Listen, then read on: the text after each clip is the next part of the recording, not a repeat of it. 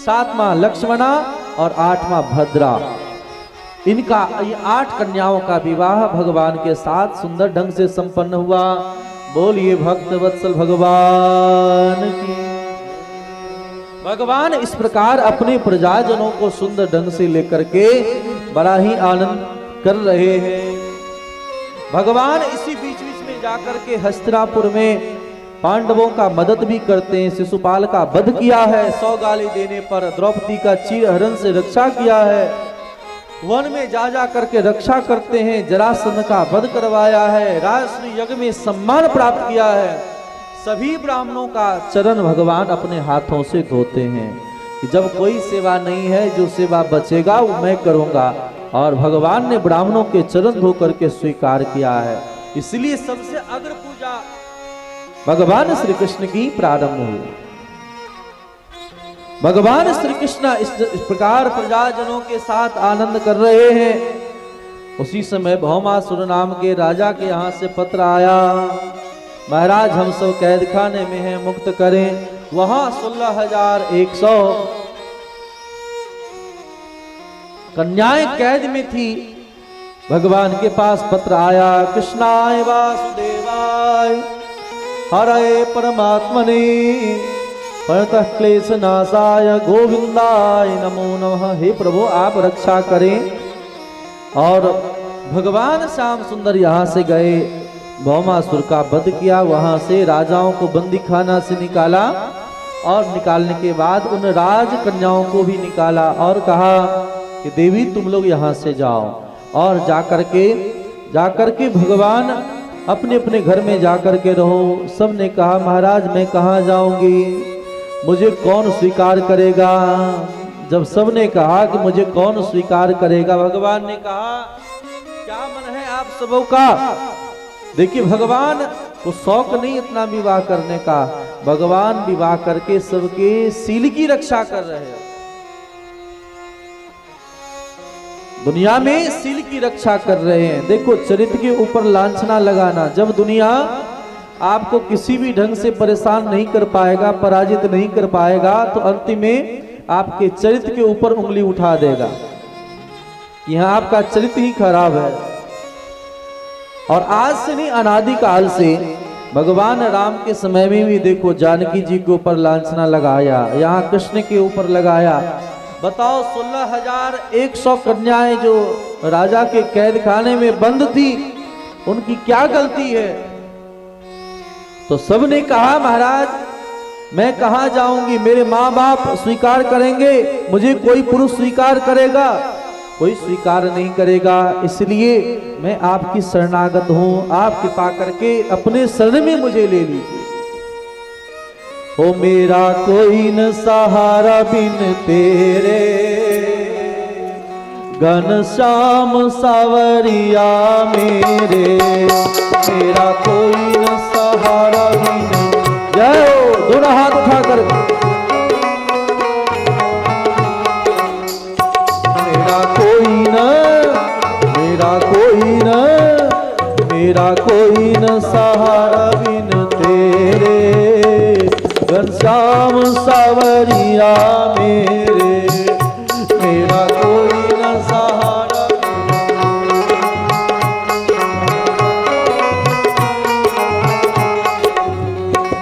घनश्याम सावरिया मेरे,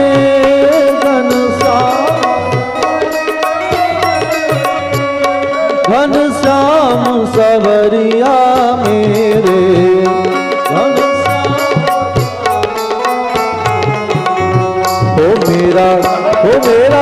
हो मेरा कोई ना, मेरा कोई न सहारा बिन तेरे, घनश्याम सावरिया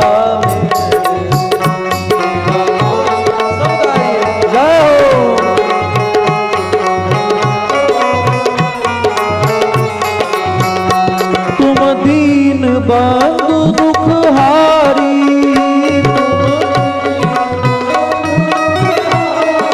सब गाइए। तुम दीन बंधु दुख हारी,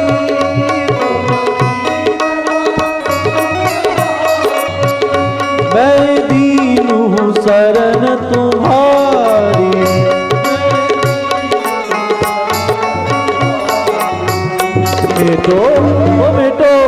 मिटो जन्म मरण के फेरे, घनश्याम सावरिया मेरे।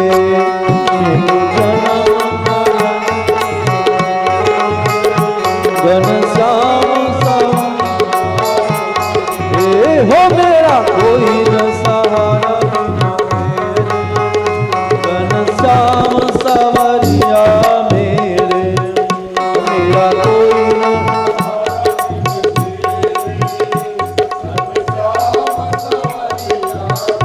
राधे।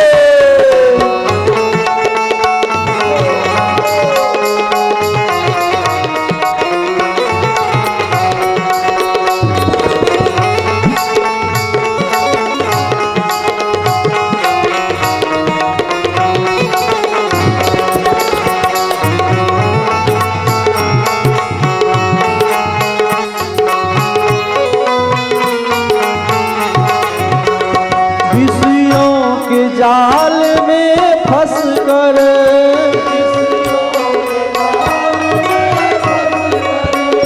बंधा माया मोह में कस कर,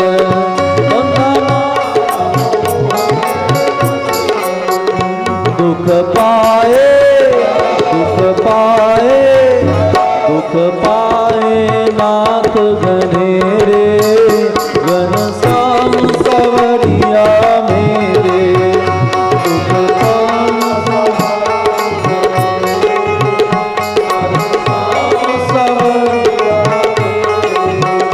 मैं दीन नाथ हितकारी,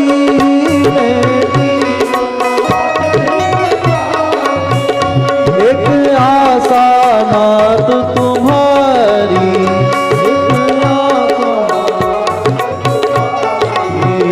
तेरे चरण तेरे चरण तेरे चरण कमल के फेरे, घनश्याम सावरिया मेरे। तेरे चरण कमल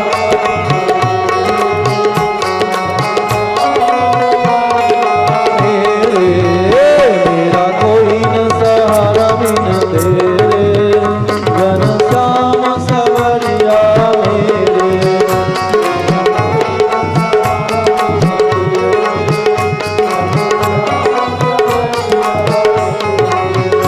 निशिवासर ध्यान लगाऊं, निशिवासर ध्यान,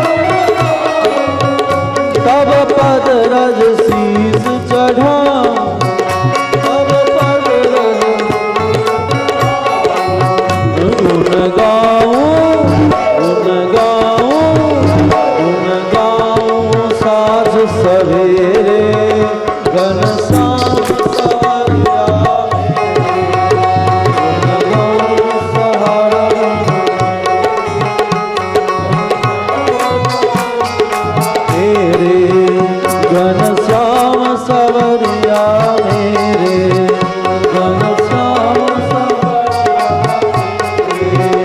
घनश्याम सावरिया मेरे। बोलिए भक्त वत्सल भगवान की। तो इस प्रकार से भगवान श्याम सुंदर सबों के साथ उन्होंने ब्याह करना स्वीकार किया और सबके साथ धूमधाम से उनका विवाह संपन्न हुआ। इस प्रकार भगवान श्याम सुंदर का टोटल विवाह हो गया 16,108। भगवान सबको लेकर के द्वारका पधारे और द्वारका में सबके साथ बड़े प्रेम पूर्वक रह रहे हैं, बड़ा ही आनंद कर रहे हैं। हर एक लीला भगवान ऐसा करते हैं कि भगवान के लीला को देख करके नारद जी भी चिंतित हो गए, सोच में पड़ गए कि ये भगवान कैसे हैं। जितने भगवान, जितना उनकी रानियां हैं उतनी वे बन गए। कहीं यज्ञ करते हैं, कहीं हवन कर रहे हैं, तो कहीं बच्चों को खेल खिला रहे हैं, कहीं फूल तोड़ रहे हैं, कहीं बागवानी कर रहे हैं, कहीं सभा में बैठे हैं। तो जितनी गोपियां, जितनी यहाँ रानियां हैं, उतनी भगवान बन गए और सबों के गर्भ से 10-10 पुत्र और एक एक बेटी का जन्म हुआ। विचार करो कितने संतान थे कृष्ण के। 16,108 को 11 से गुना कर दे तो कितना हो जाता। तो उतने इनके संतान हैं और उन संतानों के साथ भगवान श्याम सुंदर बड़े ही आनंद पूर्वक यहाँ द्वारिका में रह रहे हैं। भगवान श्याम सुंदर के दिव्याति दिव्य लीला को देख करके नारद जी महाराज गदगद हो गए। 100 वर्ष पूरा होने पर भगवान श्याम सुंदर इन ब्रजवासियों से मिलने के लिए कुरुक्षेत्र पधारे और कुरुक्षेत्र में जाकर के सबों से मिलकर के बड़े आनंदित हो रहे हैं। बोलिए भक्त वत्सल भगवान की। वहां से आने के बाद भगवान श्याम सुंदर अनेक भक्त जनों पर अनुग्रह कृपा बरसा रहे हैं। वेद भगवान आकर के खूब स्तुति कर जाते हैं। जय जय जाम जित दोष गवीत गुना। हे प्रभु जयकार हो, आपकी ही जय हो। देखिए संसार में किसी की जयकार कोई कह दे, लेकिन तत्वतः जय कहने योग्य भगवान ही है। भगवान से संबंध जुड़े रहने वालों की ही जय जयकार संभव है, हो सकती है। तो भगवान का जय जयकार हो रही है। भगवान श्याम सुंदर की कथा सुनाते सुनाते कथा कह रहे हैं कि देखो भगवान श्याम सुंदर एक दिन अपने बच्चे सबको लेकर के गए एक कुएं के पास और वहां एक विशाल गिरगिट को देखा है। गिरगिट को देख करके भगवान ने चरण स्पर्श करा करके उद्धार करा दिया। वह निर्ग नाम का राजा था और उस निर्ग ने कहा महाराज मैंने बहुत सारा दान किया, लेकिन पुनः दान दोबारा हो गया और उसी अपराध के कारण मुझे ये गति मिली है। संत ब्राह्मणों के अपराध का ये फल है कि मुझे गिरगिट बनना पड़ा। इतने बड़े दानी थे, कितने बड़े? तो कहते हैं संसार में जितने बालू के कण हैं उतना उन्होंने गौ दान किया था, लेकिन एक गौ को दोबारा दान कर दिया, जिसका परिणाम यह निकला उन्हें गिरगिट बनना पड़ा। इसलिए महाराज संत ब्राह्मणों से कभी भी बैर मोल नहीं लेना चाहिए। भगवान ने अपने बच्चों को कहा कभी भी अपने द्वारा संत महत जन का अपराध ना करना, यह बात समझा रहे हैं। बोलिए भक्त वत्सल भगवान की। भगवान श्री सुखदेव जी परीक्षित जी से कहते हैं, हे परीक्षित जी 7वां दिन आ गया, अब तक्षक आएगा, इससे पहले अपने मन को भगवान में लगा लें, तक्षक कुछ नहीं बिगाड़ेगा। अब भगवान की लीला कथा सुन करके यह बात तो समझ गए कि उनके जैसा दयालु कोई नहीं। भगवान से अगर गलती हो जाए तो संत महात्मा गुरुजन कृपा करके क्षमा दान करवा देंगे, लेकिन संत महत जनों का अपराध हो जाए तो भगवान भी क्षमा नहीं कर सकते। इस प्रकार ये परीक्षित जी अपने मन को भगवान में स्थापित कर ले। अब तो समझ गए। पूछते महाराज कोई और एक कथा कहते तो बड़ा आनंद आता। और किसी के ऊपर भगवान ने अनुग्रह किया तब कथा सुनाते हैं एक ब्राह्मण का। देखिए सुदामा चरित्र कि सुदामा नाम के एक ब्राह्मण थे। देखिए सुदामा का मंत्र होता है सुंदर जिसका दाम हो, सुंदर जिनका विचार हो, मन भी सुंदर हो, विचार भी सुंदर हो, सब कुछ सुंदर हो, उनका नाम होता है सुदामा। आज हम सबके पास सुंदर दाम कहाँ है? हम लोग का चरित्र उतना पवित्र कहाँ है? और ऐसे जब सुदामा जी महाराज बड़े गरीब हैं, भगवान के बाल सखा हैं, इनकी पत्नी का नाम है सुशीला। और ऐसे सुशीला को जब सब कुछ प्राप्त नहीं होता है तो सुशीला महारानी दुखी रहती हैं। क्या करें? तो भगवान ही साधु वेश धारण करके आते हैं और कहते हैं सुशीला भवत भिक्षाम देहि। और सुशीला मन ही मन भगवान से कहती हैं कि मेरे पास आपको देने योग्य कहाँ कुछ है। भगवान देखो सामने खड़े रहेंगे, लेकिन जब तक आप मदद की कामना नहीं करोगे तब तक भगवान मदद नहीं करेंगे। तो भगवान ने अपने इच्छा शक्ति से सुशीला को कहा, सुशीला एक बार सुदामा को मेरे पास भेजो तो। और सुशीला जी ने भगवान का नाम सुनते हैं कि द्वारकाधीश इनके मित्र हैं, जो भिक्षाटन लाते हैं। सुदामा की स्थिति देखना, उन भिक्षाटन में से कुछ अन्न को बचा करके रख लेती हैं। उसी अन्न को भगवान के पास देने के लिए आज सुशीला महारानी भेज रही है, और एक अपने आंचल को फाड़ करके उनमें कुछ अन्न रख करके सुदामा जी को द्वारका भेजी है।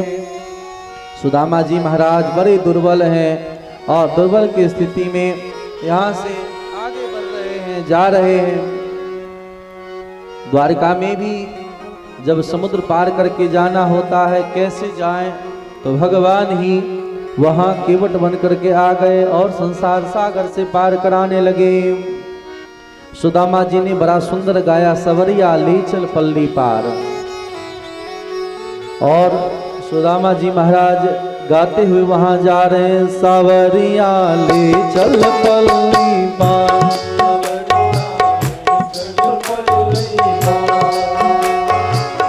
जहां विराज राधा रानी, जहां अलवेली सरकार, सवरिया चल पल्ली पार, सवरिया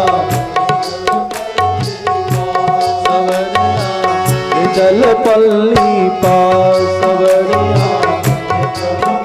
गुण अवगुण सब तेरे अर्पण, गुण अवगुण सब यह जीवन भी तेरे अर्पण। मैं तेरे चरणों की दासी, तुम मेरे प्राणाधार, सवरिया ले चल पल्ली पार, सवरिया ले, सवरिया ले चल पल्ली पार, सवरिया। हाँ तेरी आस लगा बैठी हो, तेरी आस लज्जाशील गवा बैठी हूँ, अपना आप लुटा बैठी हूँ, अपना सावरिया मैं तेरी रागनी, तू मेरा मल्ला, सवरिया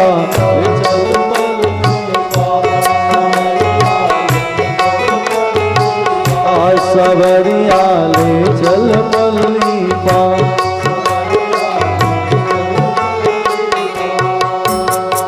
बोलिए भक्त वत्सल भगवान की। सुदामा जी महाराज यहाँ से उस पार गए, सबों से पूछा और भगवान कृष्ण के द्वार का पता मिल गया। ध्यान देंगे, सुदामा जी महाराज को किसी द्वारपाल ने रोका नहीं, भगवान के दरबार में किसी को रोका नहीं जाता। द्वारपाल कभी धक्का नहीं दे सकता, भगवान के होते हुए ऐसा हो सकता है। ये नरोत्तम दास जी का नाटक है, इसलिए द्वारपाल धक्का देते हुए मजाक उड़ाते दिखाई पड़ता है। तो सुदामा जी महाराज गए हैं, भगवान के सभा में जैसे ही गए और उन्हें याद आया है कि कोई दीन दुर्बल सुदामा नाम का ब्राह्मण आया है। भगवान राजसभा में विराजमान थे, और उनके विराजमान होने पर भगवान श्याम सुंदर सीधे वहां से भागते भागते आए, और सुदामा सुदामा कह करके सुदामा जी से लिपट गए। देखो, कोई गरीब को देख करके अपनाता है, लेकिन भगवान ऐसे ब्रह्मण्य देव हैं कि ऐसे दीन दुखी दुर्बल समाज में सबों को लगता है कि भगवान तो सिर्फ पैसे वालों के खरीदे हुए हैं, लेकिन नहीं, भगवान तो दीन दुखी दुर्बल फंसे ही जल्दी रिझते हैं और मिलते हैं। इस प्रकार सुदामा जी महाराज को लेकर के गए। आज भगवान अपने सिंहासन पर विराजमान करते हैं। देवता लोग देख रहे हैं कि मुझे कभी प्रवेश नहीं मिला, आज इस ब्राह्मण के भाग को तो देखिए कि आज भगवान के सिंहासन पर बैठने का सौभाग्य मिल गया। यही है ब्रह्मण्य देव होना। भगवान नारायण के नाभि छाती पर भृगु जी महाराज परीक्षा लेने के लिए गया और ब्रह्मा विष्णु महेश कौन है परीक्षा लेने के लिए। तो जैसे भृगु जी गए शिव जी के पास और शिव जी को देखा है, शंकर जी कहे सोचते कि मेरे भाई आए हैं, तो मिलने के लिए जैसे गए इतना कटु वचन कहा भृगु जी महाराज ने, अरे तुम पाखंडी हो, शमशान में निवास करते हो, मुझसे मिलना चाहते हो। शंकर जी को इतना क्रोध आया कि क्षण भर में जला करके भस्म करने के लिए दौड़े। बोले ठीक है महाराज, गलती हो गया, उन्हें तो परीक्षा लेना था कि भगवान कौन है। ब्रह्मा जी के पास गए और बिना प्रणाम किए वहां खड़े हो गए। ब्रह्मा जी को क्रोध आ गया कि बेटा होकर प्रणाम भी नहीं करता है। उन्होंने भी श्राप देना चाहा, वहां भी प्रणाम करके आगे गए और भगवान नारायण को देखते हैं शेष पर शयन किए हुए, लक्ष्मी चरण दबा रही है। बड़ा क्रोध आया भृगु जी को और जाते ही इतने जोर से अपने पांव का प्रहार किया छाती पर भगवान नारायण को और मार करके कहा देखो तो घर द्वार पर ब्राह्मण आया है और अपने सोया हुआ है, शर्म नहीं आती, भगवान नारायण को कहता है। और उस समय में भगवान नारायण उठ करके बैठ गए और भृगु जी के चरण पकड़ लिए। हे ब्राह्मण देव, मेरा वक्षस्थल बहुत कठोर है, आपका हृदय तो बड़ा सुकोमल है, आपको कहीं कष्ट तो नहीं हुआ। चरणों में गिर गए भृगु जी महाराज, प्रभु वास्तव में भगवान आप ही हैं।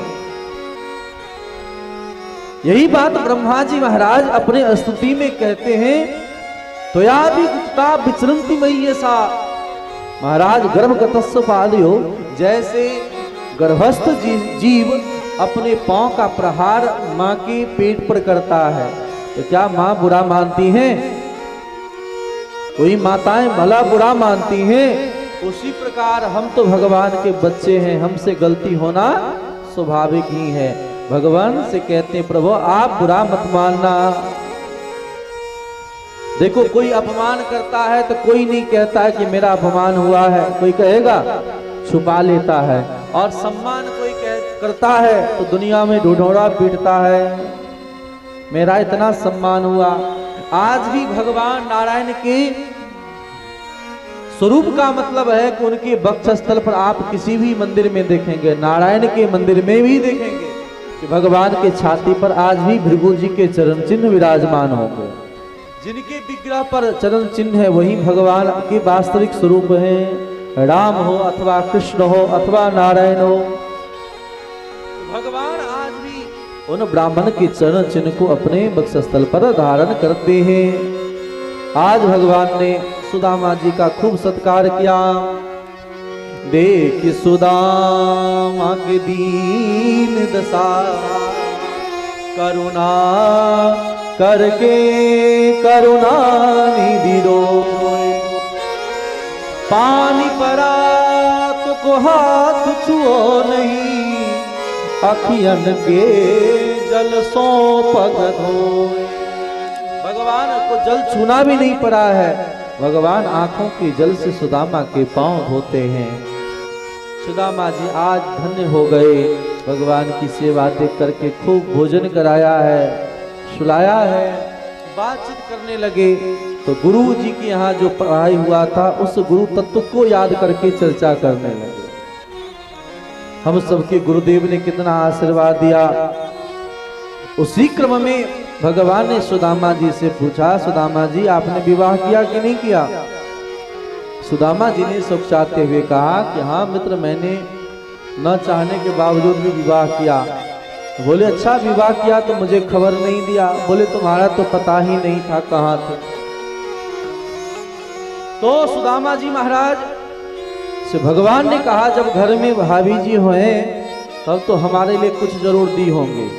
देखिए ईट पत्थर के मकान को घर नहीं कहते हैं। ना गृहम गृह मित्याहु गृहणीम गृह उच्यते।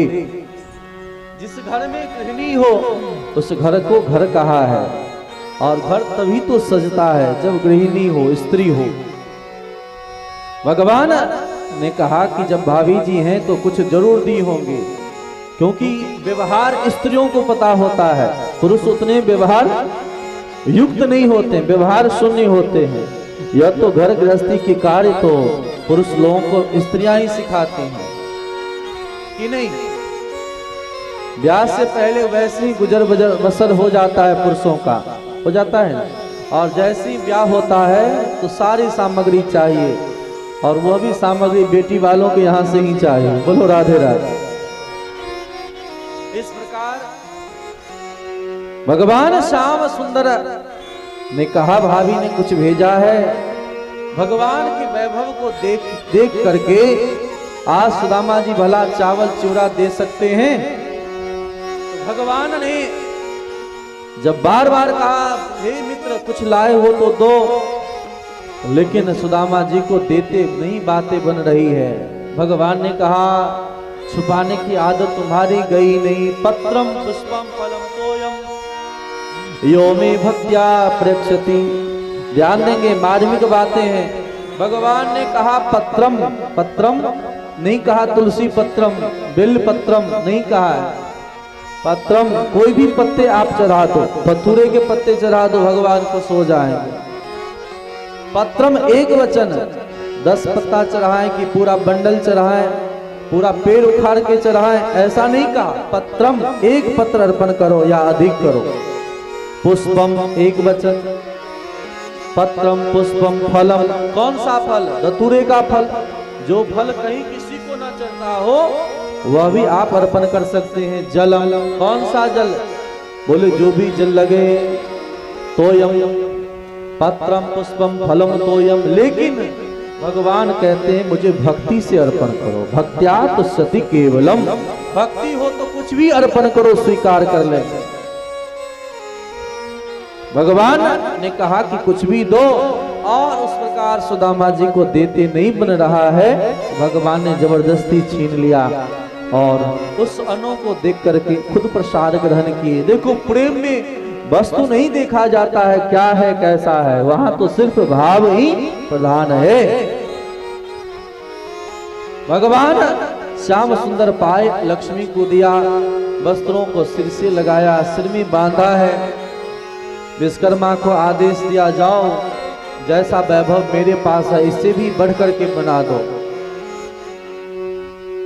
आज सुदामा जी महाराज को कुछ नहीं कहा। सुदामा जी ने कहा मित्र तुमने विवाह किया कि नहीं किया? भगवान सिर नीचे करके, भगवान सिर नीचे करके कहते कि हाँ हमने भी विवाह किया।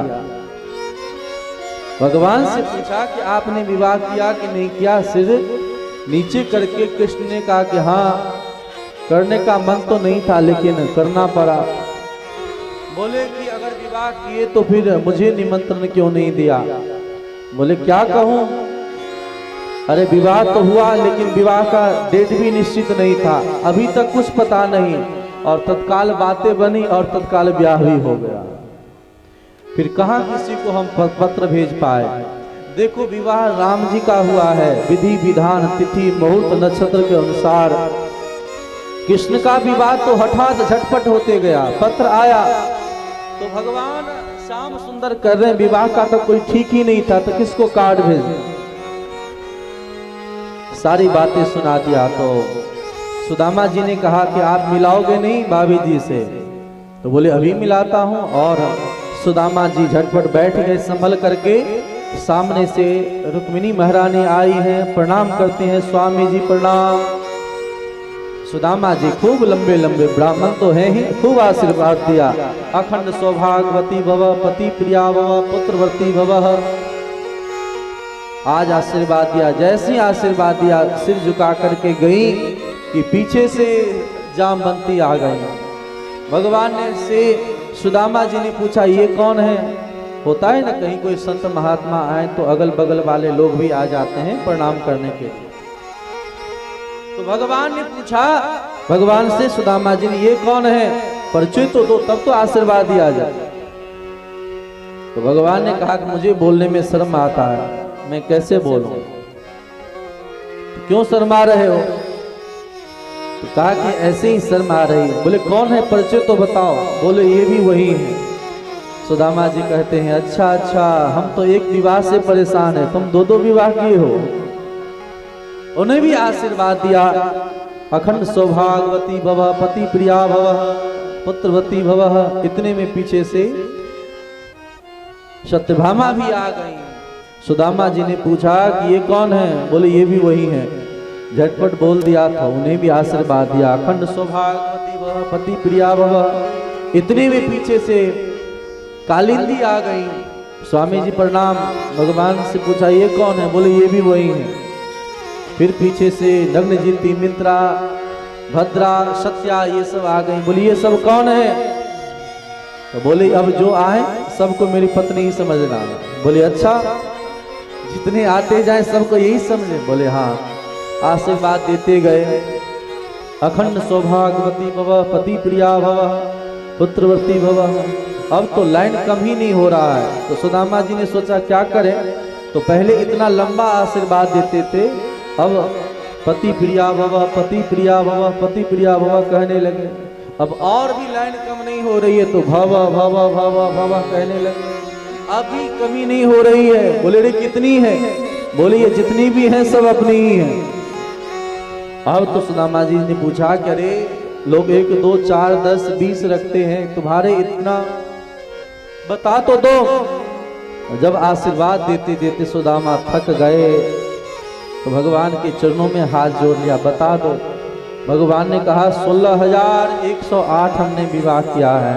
सुदामा जी के मुंह खुले के खुले रह गए, इतना विवाह, मैं इतने को आशीर्वाद नहीं दे सकता, तुम आके प्रणाम कर लो, मैं तुम्ही को आशीर्वाद दे दूं, सबको आशीर्वाद है जाओगे।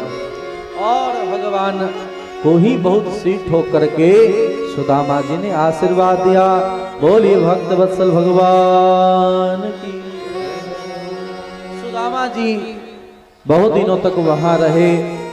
जब जाने लगे सुदामा जी, ध्यान देना, तो सुदामा जी जो वस्त्र पहने थे वो वस्त्र भी भगवान ने खुलवा लिया कि ये वस्त्र भी यहीं रख लो, क्या करोगे ले जाकर के। सुदामा जी वस्त्र आभूषण भी वहीं रख देते हैं। और जब खाली हाथ आए थे और खाली हाथ जा रहे थे, लेकिन सुदामा जी का चेहरा, आज आए थे तो थोड़ा उदास भी थे, जा रहे हैं तो बहुत प्रसन्न होकर के जा रहे हैं। यही है लोगों का परिचय। सुदामा जी महाराज जब जा रहे हैं तो मन मन क्या विचार कर रहे हैं कि मुझे कुछ नहीं दिया, ऐसा नहीं। सुदामा जी मन ही मन विचार कर रहे हैं कि मेरे जैसे दरिद्र का भी इतने बड़े राजा होकर के कितना सम्मान किया। सुदामा जी महाराज बहुत प्रसन्न हो रहे हैं, अपने भाग की प्रशंसा कर रहे हैं। ऐसा ब्राह्मण होना चाहिए, ये है सुदामा। सुदामा जी यहाँ से गए और जाकर के जब आगे बढ़े हैं तो वहां पर अपने जैसा द्वारिका देखा था वैसा ही नगरी देख करके सुदामा जी को बड़ा आश्चर्य हुआ। सुदामा मंदिर देख डरे, मंदिर देख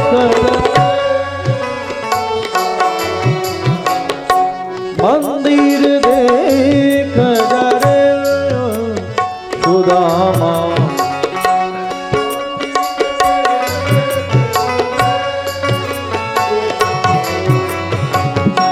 कहाँ गई मेरी टूटी झोपड़िया, कहाँ गई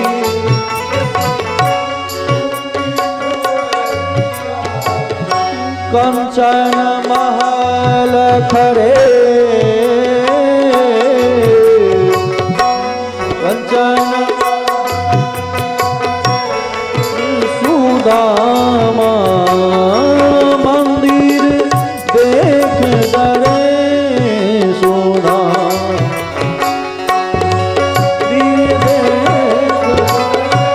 मंदिर देख मंदिर देख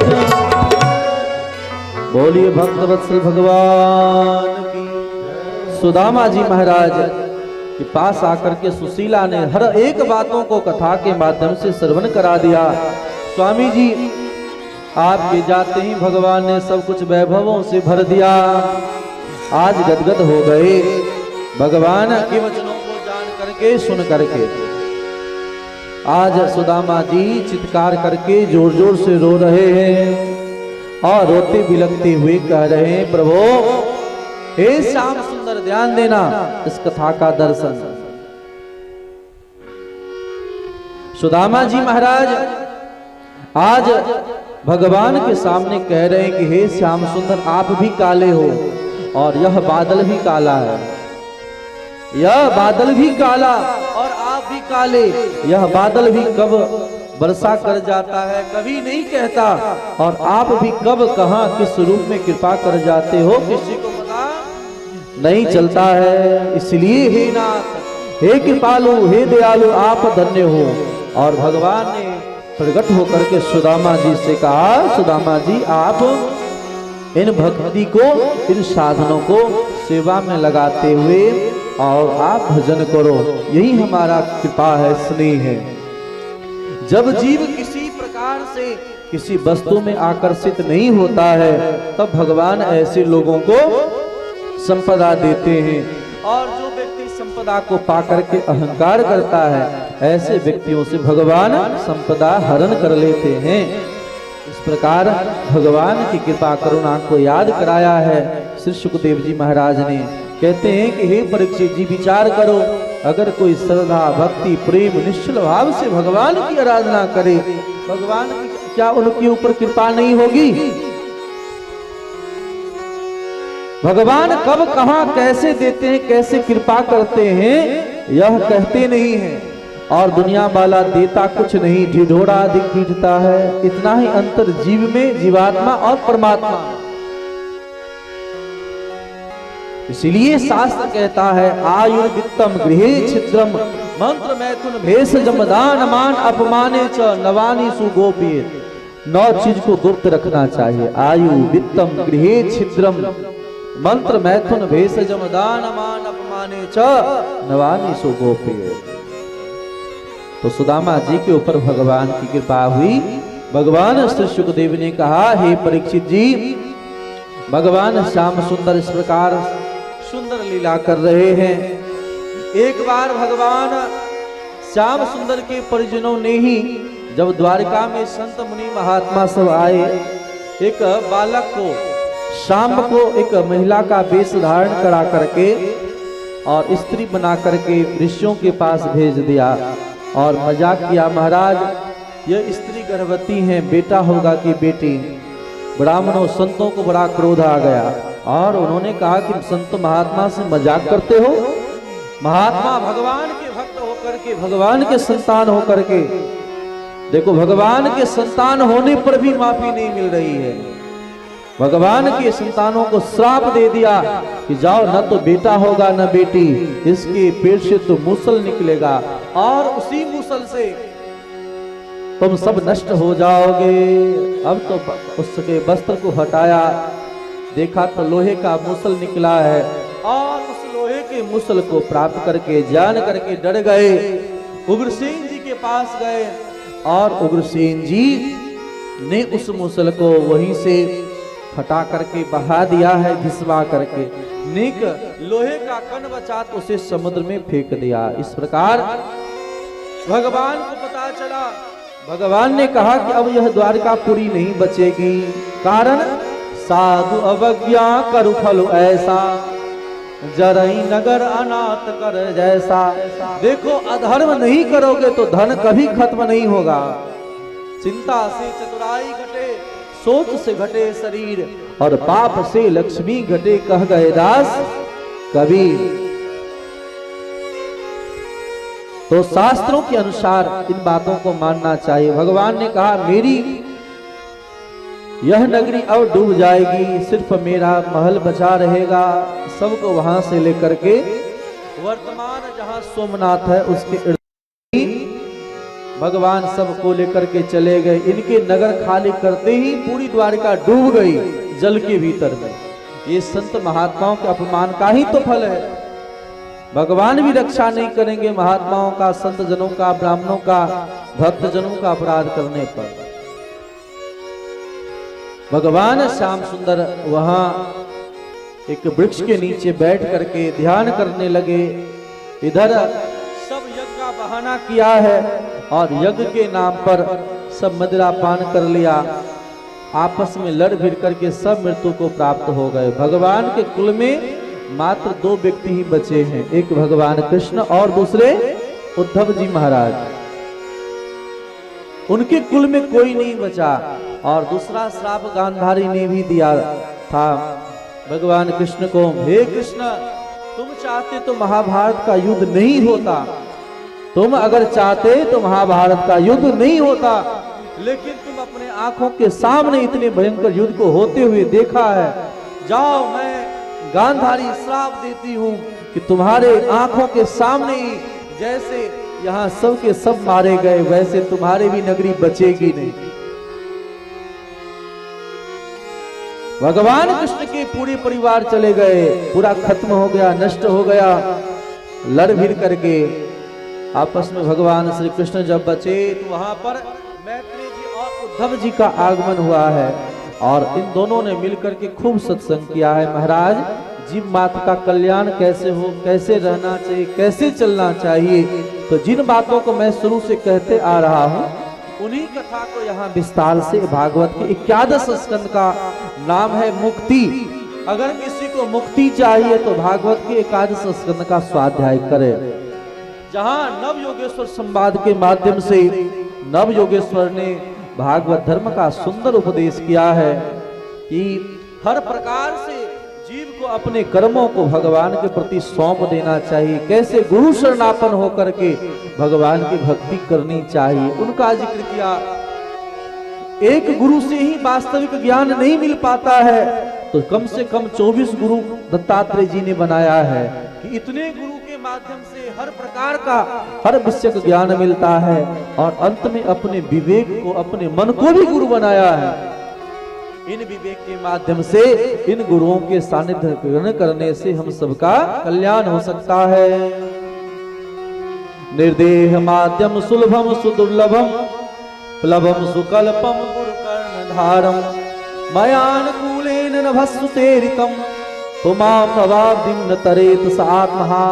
तो आत्म कल्याण चाहने वाले जीव को गुरु के चरण कमलों का आश्रय लेना चाहिए और गुरुदेव जब कृपा करते हैं तो खेने वाले केवट बन जाते हैं और भगवान कहते हैं कि मैं अनुकूल हवा बन करके ऐसे जीवों को पार कराने में लगता हूँ।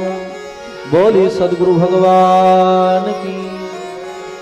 अपने संपूर्ण इंद्रियों को भगवान में लगा देना चाहिए। कायेन वाचा मनसेन्द्रियैर्वा बुद्ध्यात्मना स्वभावात् करोति यदि यत् सकलम परस्मै नारायणायेत समर्पयेत।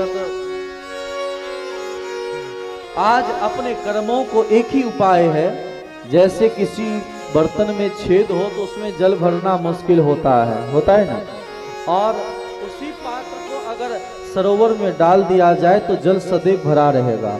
उसी प्रकार हम सबके शरीर में अनेक छिद्र भरे पड़े हैं, इधर से करिए उधर से निकल जाएगा। इधर कथा सुना, घर में जाकर घर परिवार की चर्चा करेंगे तो 1 दिन 2 दिन 4 दिन 5 दिन में कथाएं निकल जाएगी। अभी कथा सत्संग का 7 दिनों में भक्ति में वातावरण बना था। अगर कथा सत्संग पढ़ते रहेंगे, नित्य स्वाध्याय सत्संग संकीर्तन करेंगे तो यह भक्ति बनी रहेगी। अथवा जैसे ही पावर खत्म होगा वैसे ही आप सब डिस्चार्ज हो जाएंगे और डिस्चार्ज हो जाने पर फिर वही संसार घर द्वार परिवार में लग जाए। इसीलिए बीच बीच में संत मुनि महत जनों के सानिध्य में रह करके कथा सत्संग का स्वाध्याय करें, चिंतन करें, तभी हमारी भक्ति सुदृढ़ रह सकती। इस प्रकार भगवान श्याम सुंदर के भक्त परीक्षित जी महाराज को श्री सुखदेव जी महाराज ने कहा, परीक्षित जी अब तो आप समझ गए कि मरने वाले नहीं हैं, आप नहीं मरोगे। अरे आप उस तत्व का स्मरण करो, और स्मरण करके उनमें लीन हो जाओ, काम बन जाएगा। यह शरीर तो पंच महाभूत का था, यही छोड़ना पड़ता है, सूक्ष्म शरीर वहां जाता है। इस प्रकार अब समझ गए हैं, अपने सामने ऐसे श्रोता को जाते कैसे देखते, इसीलिए यहाँ प्रणाम किया है श्री सुखदेव जी महाराज को। और श्री सुखदेव जी महाराज के पाद पद्मों में अंतिम वरदान मांग रहे हैं श्री परीक्षित जी महाराज कि महाराज आप मुझे आशीर्वाद दें कि हमारे द्वारा कभी किसी महत जन का अपराध ना बने, किसी संत जन का अपराध ना बने, क्योंकि इनका अपराध बनने से घनघोर नरक लोक की प्राप्ति होती है। श्री सुखदेव जी महाराज ने खूब आशीर्वाद दिया, जैसे आए थे वैसे यहाँ से प्रस्थान कर गए। बोलिए श्री सुखदेव जी महाराज। सुखदेव जी महाराज यहाँ से प्रस्थान करते हैं। श्री सूत जी महाराज सौनक जी से कहते हैं, सौनक जी मैं भी उसी सभा में था जब सुखदेव जी कथा कह रहे थे, उस सभा में सूत जी विराजमान है। देखिए भागवत कथा में मुख्यतया 2 वक्ता हैं और 2 श्रोता है। कथा प्रारंभ करते हैं सूत सौनक संवाद के माध्यम से, और सूत जी जो कथा सुने थे सुखदेव जी से, उसी कथा को यहाँ सौनक आदि 88,000 ऋषियों को कह रहे हैं। और वह कथा सुखदेव जी परीक्षित जी को श्रवण कराए थे। तो सूत जी महाराज कहते हैं कि हमारे गुरुदेव भगवान जैसे आए थे वैसे ही प्रस्थान कर गए। अब परीक्षित जी का 7वां दिन आ गया है, घोर कलयुग का समय आएगा, इसीलिए परीक्षित जी महाराज जाने की तैयारी में हैं, भगवान के चिंतन में लग गए। परीक्षित जी की सुरक्षा के लिए ऐसा दिव्य महल बनाया, कोई मिलने वाला आ नहीं सकता, बड़ा घुसपैठ वहां हो गया। परीक्षित जी की रक्षा के लिए बना, ये तक्षक आएगा काटेगा, इनकी मृत्यु हो जाएगी। लेकिन जब तक्षक आ रहा था तो एक कश्यप नाम के ब्राह्मण आ रहे थे रास्ते में, और उस कश्यप को तक्षक ने कहा कि आप कहाँ जा रहे हो? बोले मेरे पास मंत्र है, अगर तक्षक काटता है और मैं यह मंत्र पढ़ दूं तो निश्चित करके आपको वह परीक्षित जी महाराज जीवित हो जाएंगे। इस प्रकार बातों को सुन करके श्री जन्मे जी आदि ने खूब सुरक्षा किया है। एक वृक्ष में डंक मारा है, वृक्ष सूख गया, उसके हरे भरे जो पक्षी थे पक्षी भी सूख गए, जल करके भस्म हो गए। लेकिन कश्यप जी ने जैसे ही मंत्र पढ़ा, वह वृक्ष के साथ वह पक्षी भी जीवित हो गया। ध्यान देंगे, यह मंत्र का प्रभाव है, यह मंत्र के प्रभाव से असंभव भी संभव हो जाता है। कश्यप जी को बहुत सारा दान दक्षिणा देकर के वापस लौटा दिया तक्षक ने। तक्षक एक फूल का रूप धारण करके, ब्राह्मण रूप धारण करके परीक्षित जी के सभा में पहुंचे हैं और कहा अगर मिलने ना दिया गया तो आप फूल कम से कम दे देना।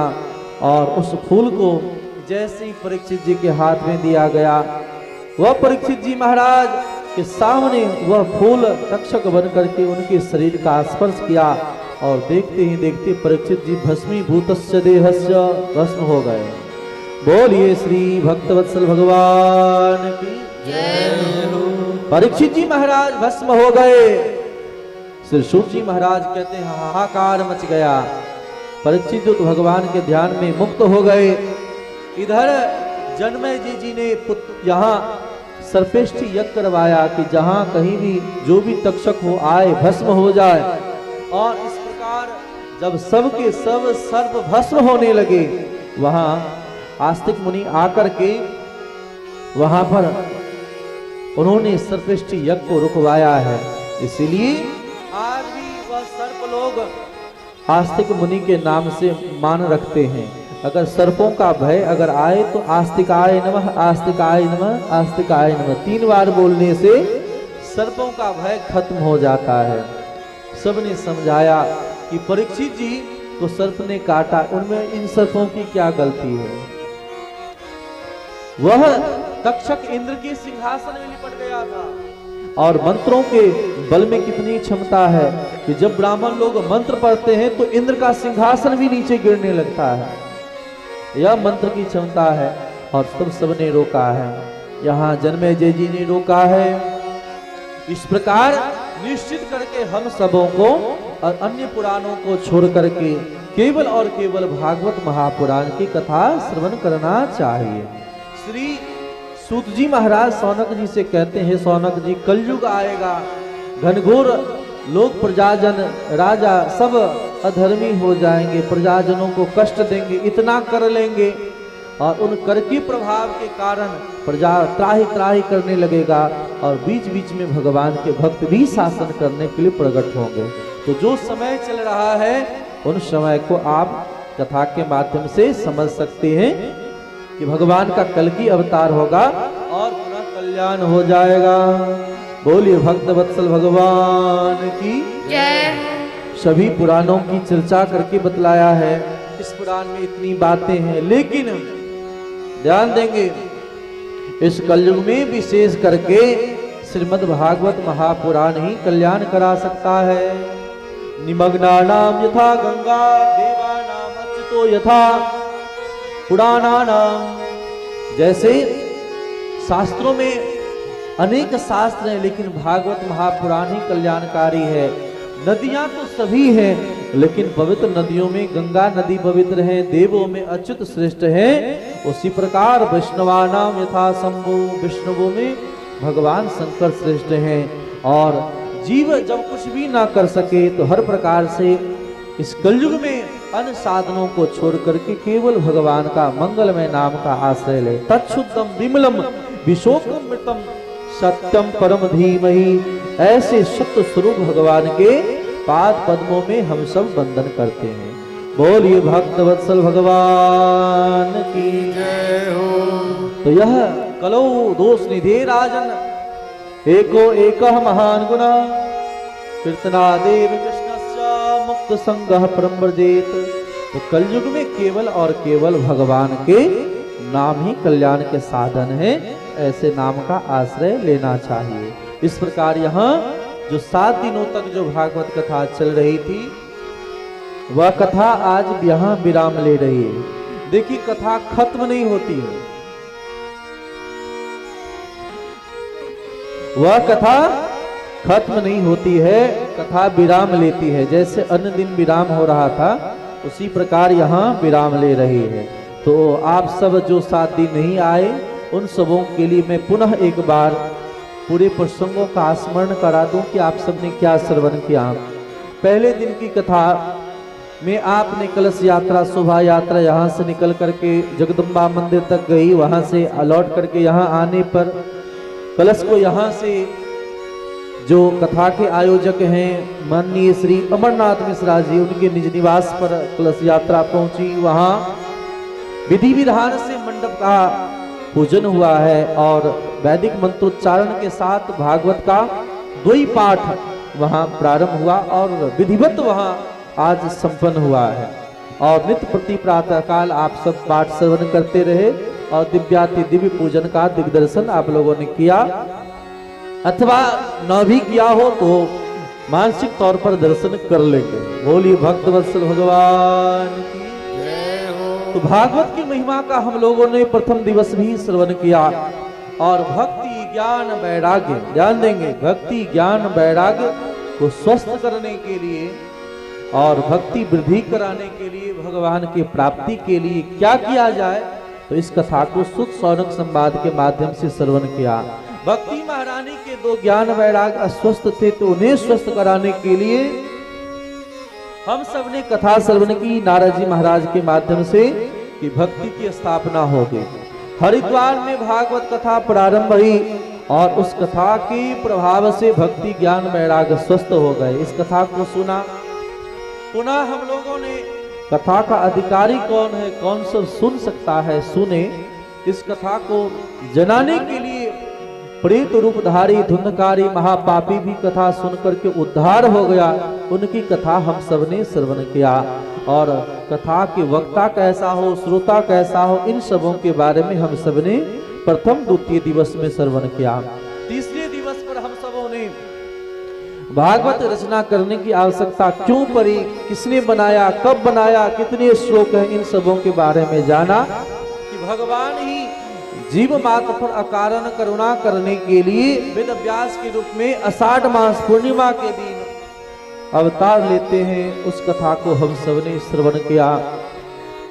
श्री सुखदेव जी को कथा पढ़ाया और परीक्षित जी से जब संत जनों का अपराध बन गया और कलजों को 4 भागों पर स्थलों में रहने के लिए बतलाया है, ऐसे जगहों के बाद उनके उद्धार के लिए श्री सुखदेव जी महाराज का आगमन हुआ। और धर्म क्या है, नियम क्या है और किन देवी देवता की भजन उपासना करनी चाहिए, इन बातों को हम सबने जाना। भगवान की इच्छा कमल से, भगवान के नाभि कमल से ब्रह्मा के माध्यम से अनेक अवतार हुआ, उनको जाना। सनकादिक श्री शिव, 9 पुत्र नारद, दक्ष प्रजापति आदि के जन्मों के बारे में जाना। ब्रह्मा जी महाराज के ही शरीर से स्त्री पुरुष बना, इस कथा को जाना। मनु और शत्रुपा, इनके बारे में हम सबने कथा को जाना है, कथा को श्रवण किया। मनु शत्रुपा के यहाँ 3 बेटी का जन्म हुआ। आकृति, देवहूति और प्रसूति, और 2 बेटे का जन्म हुआ, उत्तानपाद, प्रियव्रत। तो तीनों बेटियों के बारे में जाना। देवहूति महारानी का विवाह हुआ करदम जी महाराज के साथ और इनके यहाँ कपिल देव भगवान की लीला को जाना। 3 बेटियों के बाद एक प्रसूति जी के संतान के वंश में भगवान शिव का विवाह हुआ, जाना। शिव विवाह का दिग्दर्शन किया। ध्रुव चरित्रों का हम सबने आदर्श को सुना। प्रियव्रत जी के विषयों को सुना। जड़ भरत जी महाराज के दिव्याति दिव्य ज्ञानों को जाना। अजामिल के प्रसंगों को सुना। वृत्रासुर के चतुर्श्लोकी भागवत को सुना। और भगवान किसी से भेदभाव नहीं करते हैं, सबको मानते हैं। इस बात को जानने के लिए प्रहलाद की कथा श्रवण किया। राक्षस कुल में उत्पन्न प्रहलाद की भी भगवान बहुत रक्षा करते हैं, इस कथा को सुना। पुनः हम लोगों ने गजेंद्र की कथा सुना, समुद्र मंथन की कथा सुना, बलि वामन अवतार के बारे में सुना और राम तत्व का आदर्श क्या है इसको सुना। और भगवान श्री कृष्ण का प्रादुर्भाव लीला को जाना। इनकी बाल लीला का दिग्दर्शन यथा समय अनुसार हम लोगों ने बाल लीला, राजलीला, रास लीला और रुक्मिणी विवाह के लीला को श्रवण किया। और पुनः आज भगवान के अनेक विवाह हुए, उनकी लीला को सुना, सुदामा चरित्रों को सुना। और कभी भी किसी महतजन का अपराध न बने, इसीलिए अपराध करने वालों की क्या स्थिति होती है वह बात हम सबने जाना। दत्तात्रेय जी 24 गुरु बनाए, हम सबों को अपने जीवन में गुरु बनाना चाहिए। और गुरु न भी बना सको प्रत्यक्ष में तो श्रीमद् भागवत महापुराण को गुरु मान करके ही बंधन करें। बोलिए श्रीमद् भागवत महापुराण की जय। परीक्षित जी का उद्धार कैसे हुआ यह भी हम सबने जाना कि एकमात्र कल्याण का साधन श्रीमद् भागवत महापुराण की कथा ही है। जैसे नदियों में गंगा श्रेष्ठ है, इसी प्रकार सब प्रकार से इस कलयुग में केवल और केवल भगवान के मंगलमय नाम ही श्रेष्ठ हैं।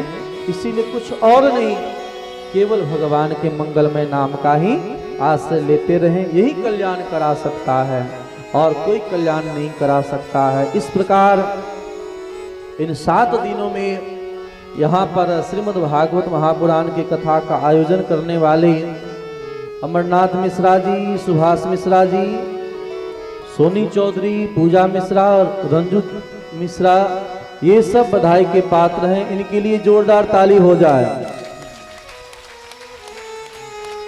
ध्यान दें, कथा एक व्यक्ति आयोजक तो होता ही है, क्योंकि भागवत कथा के प्रधान श्रोता परीक्षित जी महाराज ही थे।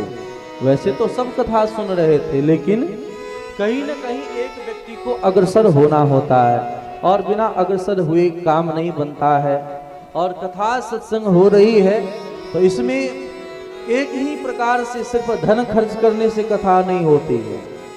तो धन भी चाहिए, मन भी चाहिए और तन भी चाहिए। पहला है मन, दूसरा है धन और तीसरा है तन, अथवा मन फिर तन अथवा धन। तो पहले अगर मन यहाँ ना होता तो फिर यहाँ कथा हो पाती। इसलिए इनके परिवारीजनों को बहुत बहुत आशीर्वाद शुभकामना। आशुतोष चौधरी, गौरव चौधरी जी के लिए भी जोरदार ताली हो जाए कि भगवान की लीला में इन लोगों ने खूब सहयोग किया और खूब सेवा भी किया और बहुत आनंद भी दिया। तो ये बधाई या शुभकामना, ये आशीर्वाद, ये सब कहना एक औपचारिकता लगता है। समय बहुत अधिक हो गया है। तो ये अमरनाथ मिश्रा जी हमारे ठाकुर जी की कृपा पात्र ही हैं। तो अपने बच्चों की प्रशंसा अपने सामने क्या करना, ये अहंकार को बढ़ाने जैसा लगता है। तो जिस प्रकार से इन्होंने प्रशंसनीय काम किया है और इस प्रकार से सेवा किया है, इससे हमारे जितने भी टीम के लोग हैं सब कृतज्ञ हैं और सबके तरफ से शुभकामना है। जोरदार ताली हो जाए।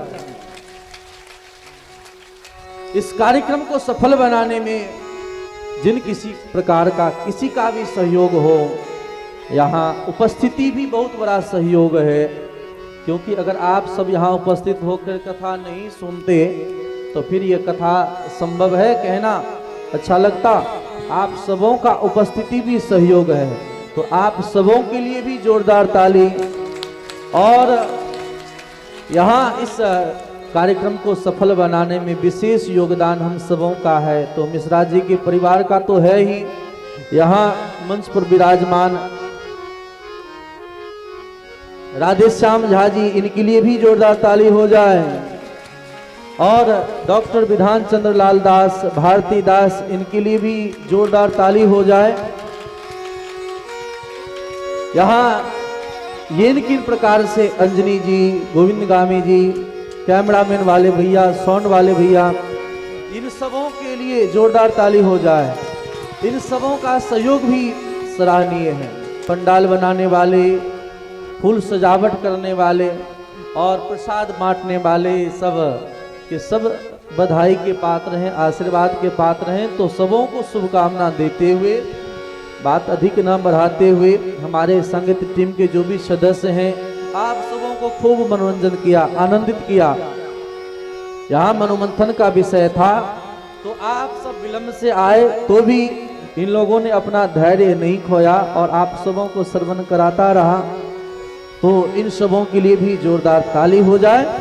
अब यहाँ हम लोग आरती प्रसाद लेकर के जाएंगे। इससे पहले अंतिम एक श्लोक हम लोग बोलेंगे और यहाँ भागवत जी की यात्रा भी होगी और पुनः यहाँ कुछ कार्यक्रम सब रखा गया है। तो बहुत अधिक समय नहीं लगेगा, 5 से 10 मिनट आप लोग बैठ जाएं। इतना देर अगर आप लोगों ने बैठा है और आप लोगों के लिए प्रतीक्षा किया है इन कलाकार लोगों ने, तो 10 मिनट और बैठे और बैठ करके आरती प्रसाद लेकर के प्रस्थान करेंगे।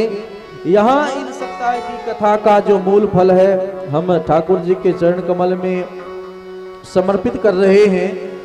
और आप सबों को बहुत बहुत शुभकामना मैं देता हूँ कि आप सबका मन भगवान के चरण कमल में लगे रहे।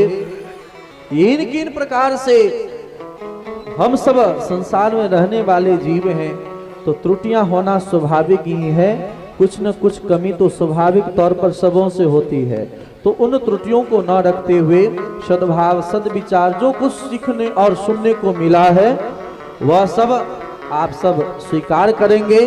और जो कुछ बातें बुरी लगी हो तो उस बातों को यही छोड़ते हुए और सद संगों के वचनों को स्वीकार करेंगे। बाहर से हमारे जितने भी प्रेमी लोग आए हैं, आशुतोष अग्रवाल जी, रेखा गामी जी और अंजनी जी, ये सब जो हमारे भागवत चिंतन सेवा ट्रस्ट के परिकर हैं, कृष्ण जी, कृष्ण मिश्रा जी, इन सबों का नारद जी का इस प्रकार से यहाँ बहुत सुंदर ढंग से सराहनीय रहा है। तो सब बधाई के पात्र हैं। इस प्रकार मैं अपने वाणी को विराम दूं। इससे पहले एक श्लोक सब बोलेंगे। हरे नमः, हरे नमः, हरे नमः, हरे नमः, हरे नमः, हरे नमः। नाम संकीर्तनम यस्य, नाम संकीर्तनम यस्य, सर्व पाप नाशनम, सर्व पाप नाशनम, प्रणामो समनस प्रणामो समस्त तम नमामि हरिं परम। नमामि हरि परम। बोलिए भक्त वत्सल भगवान की जय हो। भक्त वत्सल भगवान की जय हो। तो यहाँ मैं आप सबों को शुभकामना देते हुए यह कथा सप्ताह की जो अनुष्ठान चल रहा था वो यहाँ विराम ले रही है। आप सबका मन भगवान में लगे रहे। अब मैं यहाँ मास्टर साहब से अमरनाथ मिश्रा जी से भी निवेदन करूंगा कि आप लोगों को कुछ उद्बोधन करें और तत्पश्चात आगे की जो सूचना है राधे श्याम मास्टर साहब देंगे। जय श्री राधे। राधे राधे। भागवत भगवान की जय। गुरुदेव भगवान की जय। नारायण भगवान की जय। राधे राधे। भगवान की मंगलमय प्रेरणा एवं गुरुदेव भगवान की कृपा स्नेह प्रेम वात्सल्य से पूरित करुणा के कारण हम सभी को श्रीमद् भागवत कथा नारायण मंदिर प्रांगण में श्रवण करने का सौभाग्य प्राप्त हुआ। गुरुदेव ने 7 दिनों की कथा में हम सभी को सन्मार्ग पर चलने की प्रेरणा दी। कलयुग में भगवान के मंगलमय नाम का ही एकमात्र साधन है। आप सभी ने कथा में उपस्थित होकर कथा श्रवण कर अपना व मेरा भी मान बढ़ाया। येन केन प्रकार से आप जिन लोगों ने सहयोग किया सब धन्यवाद के पात्र हैं। यह सब कार्य गुरुदेव की कृपा से ही संभव हो पाता है। राधे राधे। समस्त ग्रामवासी नगरवासी श्रोता समाज के हमर प्रणाम। अहाँ सब बहुत धन्यवाद के पात्र छी जे 7 दिन से भगवानक कृपा से श्री श्री 108 स्वामी सियाराम सन महाराज जी जे अंतरराष्ट्रीय कथावाचक छै, माने अपना देश से दोसरो देश में कथा वाचन करे के लेल जाय छथिन। हिनकर अमृत कथा के सुनि के हम सब गोटे धन्य भ गेलहुँ। ई स्थान के कतेक महानता छै जे स्थान पर महाराज जी 3 बेर कथा कहलखिन हन। एक बेर हाथ उठा के जोरदार ताली से महाराज जी के स्वागत कयल जाय और भगवान से प्रार्थना मोने मोने कयल जाय जे हमरा गाम में एनाही बार बार हिनकर कथा होइत रहे। से हाथ उठा के सब आदमी कहो है ना कथा बार बार इच्छा अछि ना, सुनय में नीक लागल है ना। तो हर साल एहि तरह कामना एक न एक जजमान एक न एक विद्वान एहन तैयार हेथिन जे ई कथा कराबे के लेल तैयार भ जेथिन। हम सब एनाही सौहार्दपूर्ण भाव से ग्रामवासी महाराज जी के कथा सुनब। हिनकर अमृतवाणी कथा से संसार के कल्याण होइ छै, हमर गामे और श्रोता टा के नहीं केवल।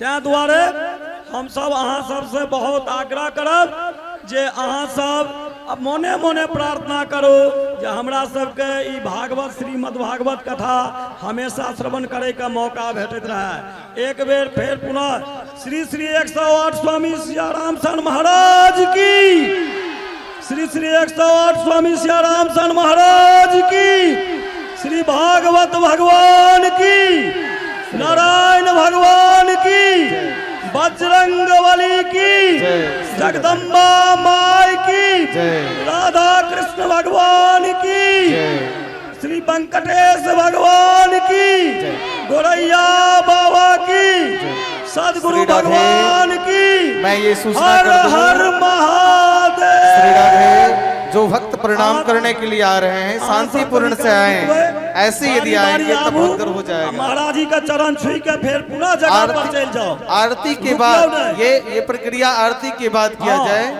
चरण स्पर्श करने का आप सभी भक्त आरती पहले कर ले भगवान का, फिर ये अभी तो आप काल धैर्य रख लो।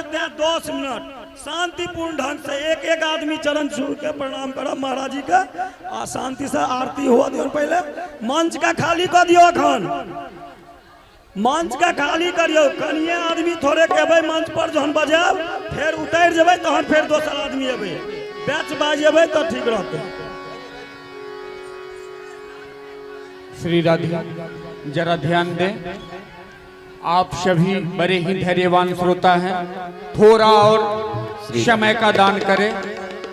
10 मिनट अगर आप लोग धैर्य धारण करके यथास्थान खड़े हो जाएंगे तो आरती की कार्यक्रम हो जाएगी और आरती के होने के पश्चात आप सबों को बारी बारी से पंक्तिबद्ध तरीके से मंच पे आने का अवसर मिलेगा।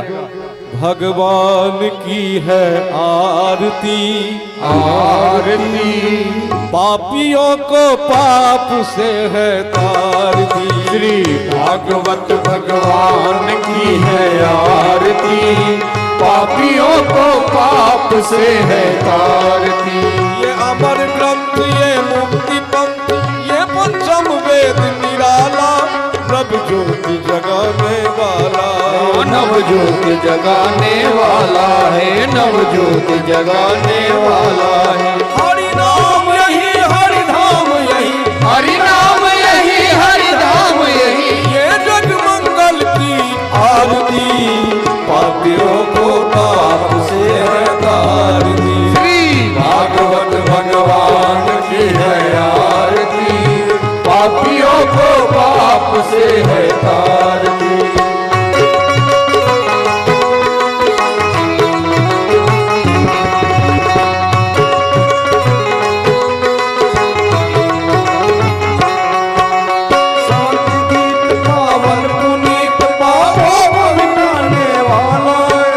दर्श कराने वाला है, हरि दर्श कराने वाला है। ये सुख करनी, ये दुख हरनी, ये सुख हरनी, ये दुख हरनी। श्रीमद की आरती पापियों को पाप से है तारती। भागवत भगवान की है आरती पापियों को पाप से है तारती।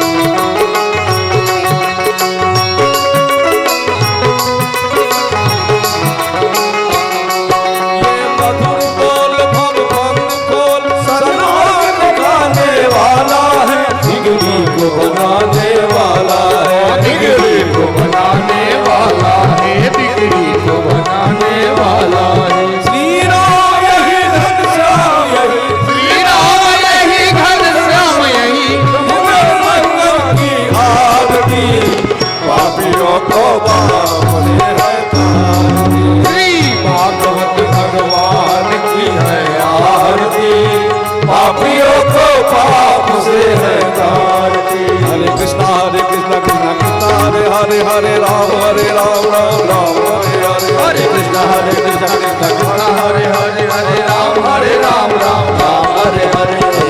हरि बोल हरि बोल हरि बोल हरि बोल हरि बोल हरि बोल हरि बोल हरि बोल हरि बोल हरि बोल हरि बोल हरि बोल हरि बोल हरि बोल हरि बोल। हरे कृष्णा कृष्णा कृष्णा हरे हरे, हरे राम राम राम हरे हरे। हरे कृष्णा कृष्णा कृष्णा हरे हरे, हरे राम राम राम हरे हरे।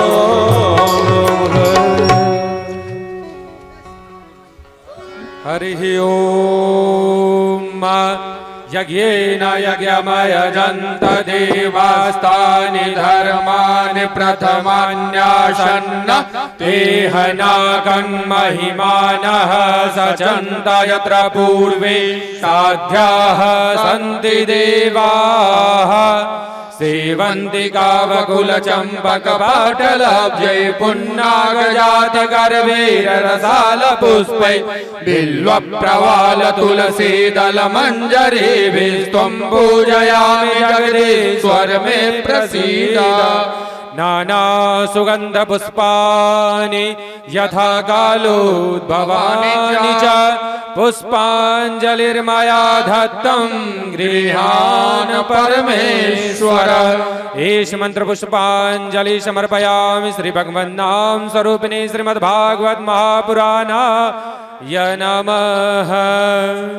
मंत्र पुष्पांजलि समर्पयामि।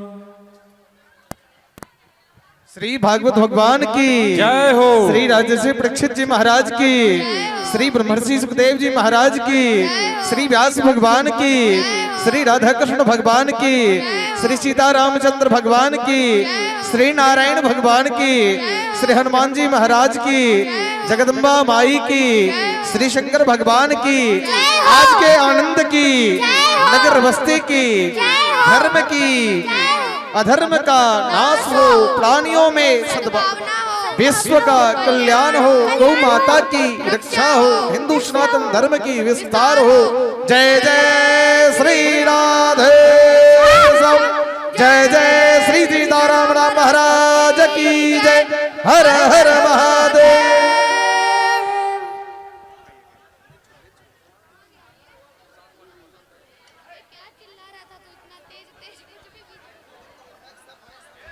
श्री राधे।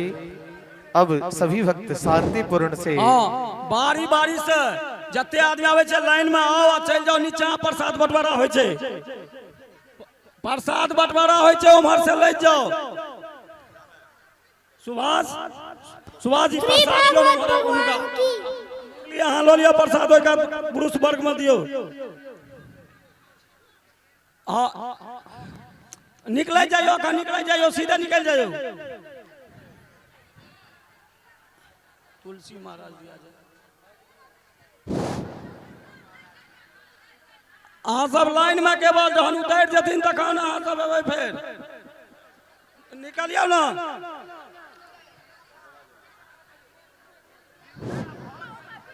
अहाँ सब निकालियो ना।